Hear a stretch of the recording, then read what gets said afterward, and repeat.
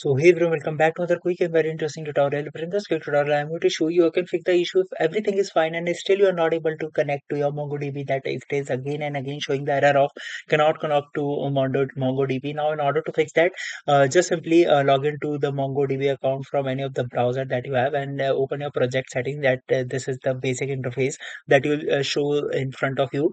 Now, in order to fix that issue, simply left click over on the left window, click on this option of database and network access. Now here you'll see this option of the application that you have that has the data.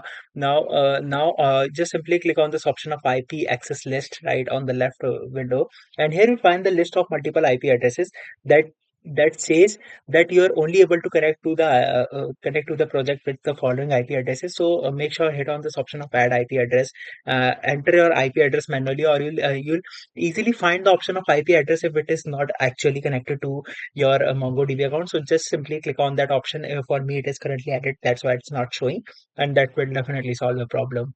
Alright, so that's it for this tutorial. I hope this video will be helpful for you. Make sure to hit the like button and subscribe button for more such helpful and interesting tutorials. See you in the next one. Take care.